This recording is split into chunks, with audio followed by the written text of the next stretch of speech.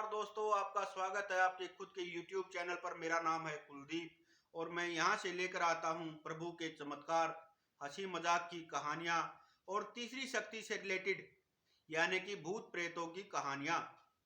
तो दोस्तों, आज की कहानी है तीन मोंग, तीन बुद्धाज या तीन लाफिंग बुद्धाज बोलिए। तो दोस्तों, कहानी शुरू करने से पहले मैं लाफिंग बुद्धाज के बारे में आपको कुछ जानकारियाँ दे देता हूँ। तो लाफिंग बुद्धा जो है दोस्तों, ये गौतम बुद्ध के शिष्यों में से एक शिष्य हुतई की कहानी है।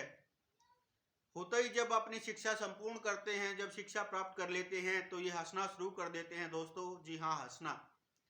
ये अपने जीवन में कभी बातें नहीं करते, कभी बोलते नहीं, सिर्फ हंसते हैं। और इनका एक ही उद्देश्य है दोस्तों कि सिर्फ अपनी हंसी के द्वारा सब में खुशियां बांटना। बाकी इनको संसार की किसी मोह माया से, धन दौलत से, ऐशो आराम से कोई मतलब नहीं है। ये सिर्फ हंसते हैं और अपनी हंसी के द्वारा लोगों में खुशियां बांटते हैं।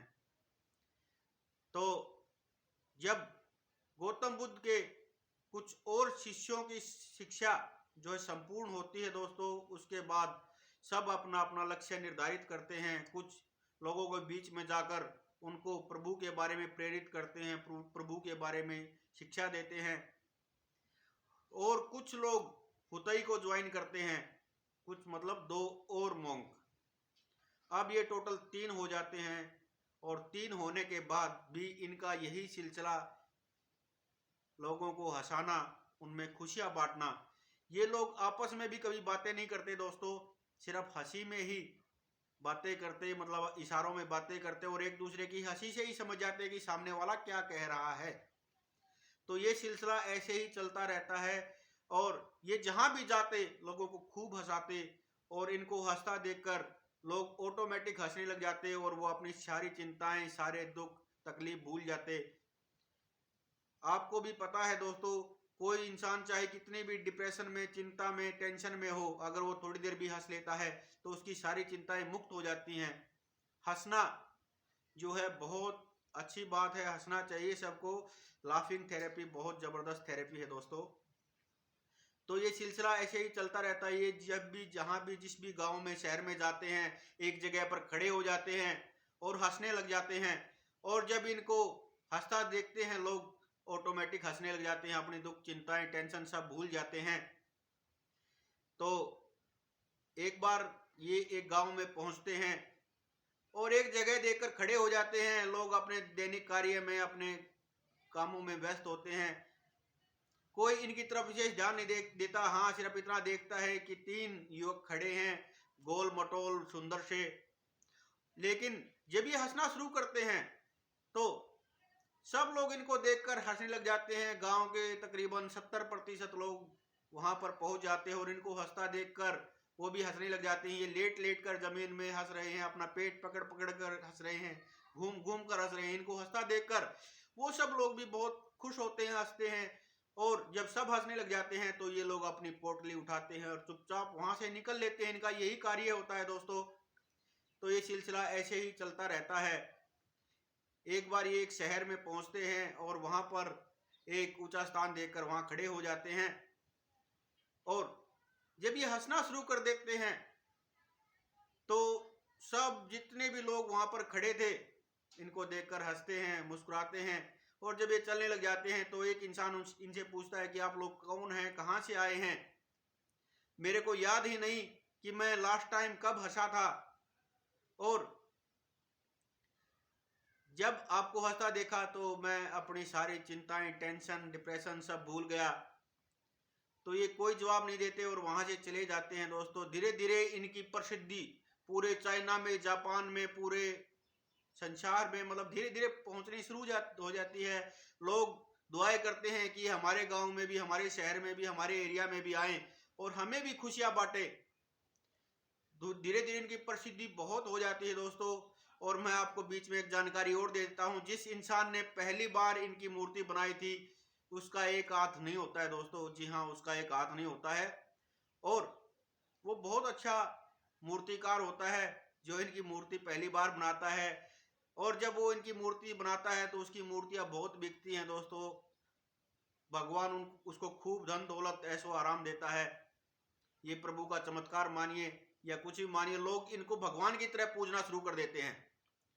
तो दोस्तों, एक बार होता क्या है कि ये गांव में जाते हैं और वहां पर एक ऊंचा सा स्थान देकर वहां खड़े हो जाते हैं। धीरे धीरे लोग इकट्ठा होना शुरू हो जाते हैं, पूरा गांव वहां पर आ जाता है और जब ये हंसना शुरू करते हैं, लोग इनको देखकर हंस रहे हैं और अचानक से वहां पर बारिश शुरू हो जाती है। जब वहां पे बारिश शुरू होती है तो वहां खड़ा एक युवक बोलता है कि देखिए, ये पास में मेरा घर है नजदीक में, आप लोग वहां चलिए, ज्यादा बड़ा तो नहीं है, छोटा सा है, लेकिन यहाँ अगर आप बारिश में भीगेंगे तो बीमार हो जाएंगे। एक बार तो ये तीनों मना कर देते हैं दोस्तों, हंसते हंसते गर्दन हिला देते हैं। लेकिन जब वो इंसान ज्यादा इनसे रिक्वेस्ट करता है, प्रार्थना करता है, तो ये चले जाते हैं और उस घर में जाकर ये लेट जाते हैं, हंसते हंसते सो जाते हैं। लेकिन जब सुबह होती है तो उनमें से दो मोंक जो है दोस्तों, वो तो उठ जाते हैं, लेकिन एक मोंक नहीं उठता, यानी कि वो भगवान को प्यारे हो जाते हैं। और धीरे धीरे ये खबर पूरे गांव को लग जाती है कि एक मोंक नहीं रहे, अब ये सिलसिला यहीं खत्म, लोगों में खुशियां बांटना, लोगों को हंसाना, ये सिलसिला आज यहीं खत्म हो गया। तो पूरा गांव वहां इकट्ठा हो जाता है और जो एक मोंक जो नहीं रहे, मतलब हुतई, उनकी डेड बॉडी जो है वो घर के बाहर रखी होती है और सब लोग रो रहे हैं, परेशान हैं। तो एकाएक वो दोनों मोंक जो है वो हंसने लग जाते हैं। तो जिस इंसान के वो घर पे रुके हुए थे, वो शख्स इनको बोलता है कि ये क्या बेहूदगी है, ये आप क्या कर रहे हैं, आपका मित्र, आपका दोस्त, आपका साथी जो है वो मृत अवस्था में पड़ा हुआ है और आप हंस रहे हैं। तो उनमें से एक मोंक अपने जीवन में पहली बार बोलता है दोस्तों, जी हाँ, पहली बार वो कहता है कि इसकी अंतिम इच्छा यही थी कि मेरी विदाई जो है हंसते हुए की जाए, और जब मेरा शरीर पूर्ण हो, जब मैं खत्म हूं, तो मुझे नहलाया ना जाए और मेरे वस्त्र ना बदले जाएं, क्योंकि संसार रूपी मैल मेरे शरीर पर कभी जम ही नहीं पाया। तो दोस्तों, वो लोग फिर से हंसना शुरू हो जाते हैं, लेकिन गांव वाला कोई नहीं हंसता और उसके शव को, उसकी डेड बॉडी को शमशान घाट ले जाया जाता है। और जब वहां पर उसको रखा जाता है तो वो monk बोलता है कि एक इच्छा और भी थी इनकी, कि इनकी जो पोटली है वो भी इनके साथ ही रखी जाए, और वो पोटली जो है उसके साथ रख देते हैं। सब वहां पर रो रहे हैं और जैसे उसको अग्नि दी जाती है, थोड़ी देर बाद वहां पर आतिशबाजी शुरू हो जाती है दोस्तों। जी हाँ, आतिशबाजी, पटाखे चलने शुरू हो जाते हैं, रंग बिरंगे हंसी मजाक वाले पटाखे, कभी बंदर आ रहा है, कभी हाथी आ रहा है, पूरा आसमान एकदम रंगीन हो गया। और इस माहौल को देखकर वहां पर जितने बड़े बच्चे बूढ़े जो भी थे, सब हंसने लग जाते हैं, बहुत खुशमय माहौल हो जाता है। तो वो मोंक बोलता है कि हम तीनों में सबसे अच्छे तुम ही रहे, क्योंकि तुम जाते हुए भी लोगों को हंसा गए। और वो हुआ कैसे था, क्योंकि जब उनकी मृत्यु का समय नजदीक आया था तो उन्होंने अपने पूरे शरीर पर पटाखे बांध लिए थे और अपनी जो पोटली थी उसमें भी पटाखे रख लिए थे, ताकि उनको देखकर लोग हंस सके। तो ये थी दोस्तों लाफिंग बुद्धाज की कहानी, तीन मोंक की कहानी। उम्मीद करता हूँ आपको पसंद आई होगी, और अगर पसंद आई हो तो वीडियो को लाइक करना, कमेंट करना, शेयर करना और चैनल को सब्सक्राइब करना दोस्तों। हर हर महादेव, जय श्री श्याम।